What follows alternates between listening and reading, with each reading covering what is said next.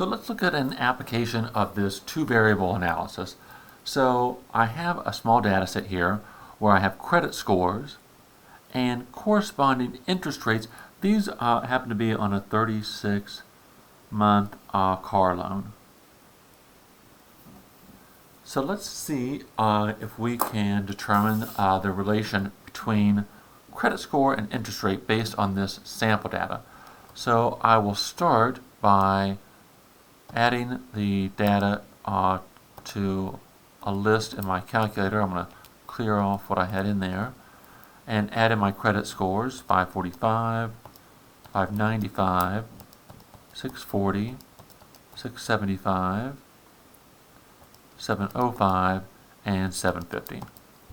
And then in list 2, I'll add in the interest rates: 17.967, 12.218, 8.612, 6.680, and 5.150. So let's look at the scatter plot. All right, I'm seeing a downward trend. That's not surprising. So I'm just going to make a few notes here.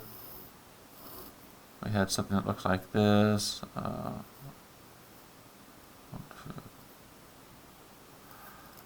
All right, so already I can say I'm noticing this, as I said, a downward trend.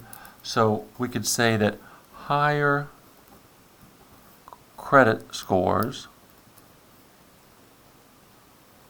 are associated with lower interest rates for the 36-month car loans. Okay, that's no surprise there. There's this downward trend. Now, what would we say about the pattern here? Yeah, I think it's, there might be a linear pattern here. So let's look at the correlation coefficient and see what that tells us. So I'll go to my stat menu under calculations, option 4. My data is in list 1 and list 2. And I get a correlation coefficient of negative. That's not surprising. I already saw the downward trend. Negative 0.975. And I want to round the next value to 9. Now, let's use our table to look at a critical value to see if this is evidence of a linear relation. There are 1, 2, 3, 4, 5, 6. There were 6 values in my data set. Here is a table. I can see for 6, the critical value is 0.811.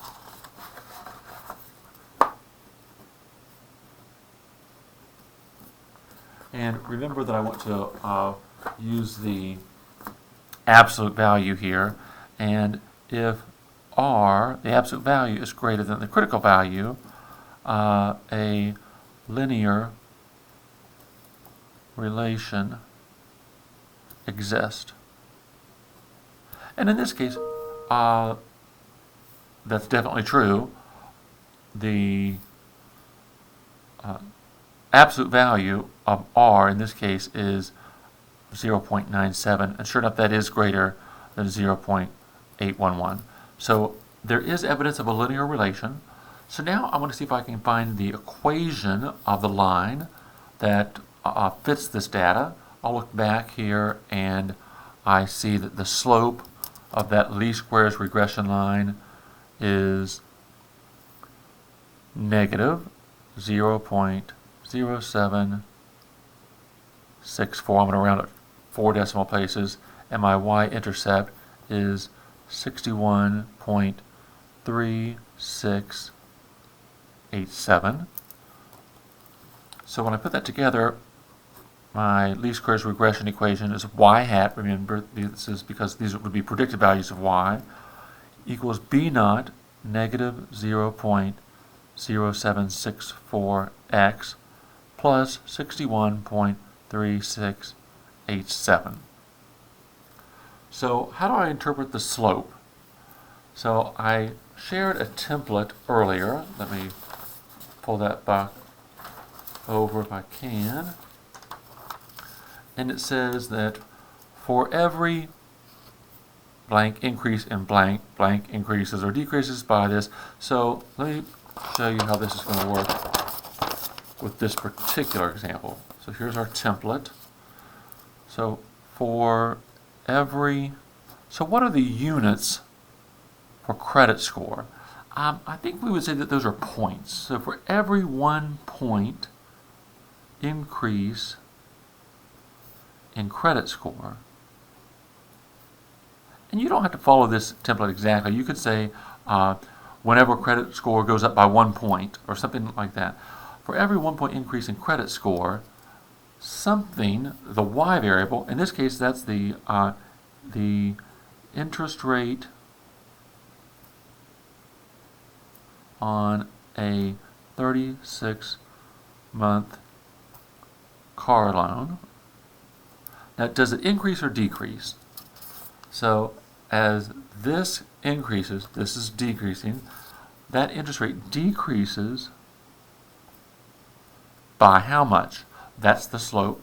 It decreases, since it's negative, by 0.0764, and the units, so that's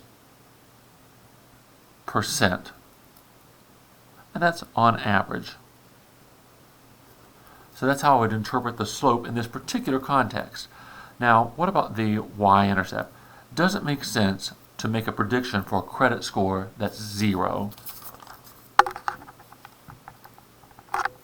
And I would say no. The credit scores, I believe, range from either 300 or 500 up to, I think, 850. So it's not going to make sense. Otherwise, I would say, the predicted interest rate when for someone with a credit score of 0 is 61%. And that sounds outrageous, and it is, because it just doesn't make any sense. So I'm not going to actually use that as an interpretation. Now, what if I wanted to make a prediction about what would someone who has a credit score of 675, and I want to predict their interest rate. So I can actually plug that in here and say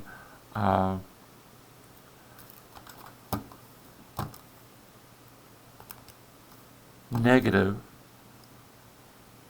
0.0764 times this value plus 61.3687.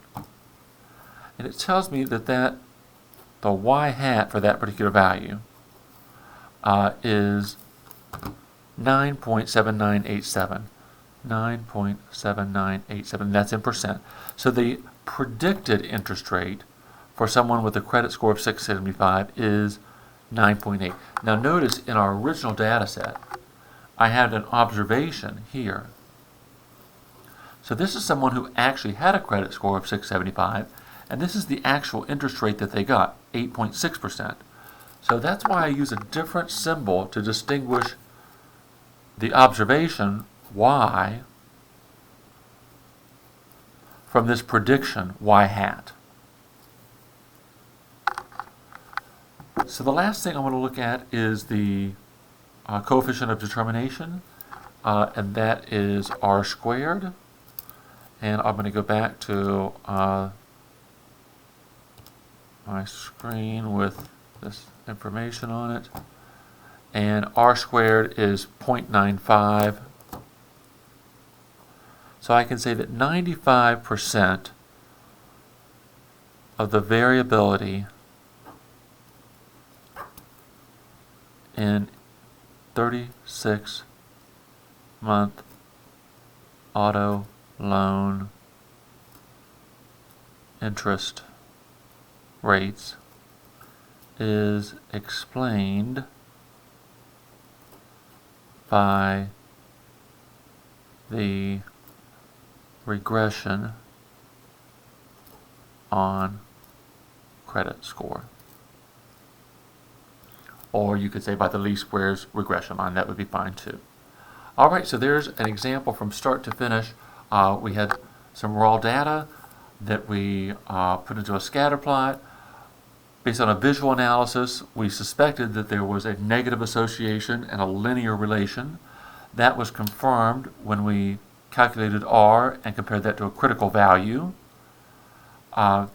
Knowing that there was a linear relationship, we were prompted to get the least squares regression line equation and interpret the slope, and in this case, not the y-intercept.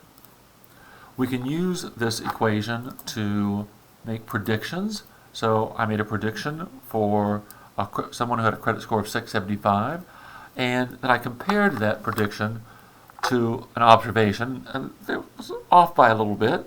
That difference is called a residual. So when you take y minus y hat, that's a residual. And then I looked at the coefficient of determination and interpreted that to say that 95% of the variability was explained by the regression.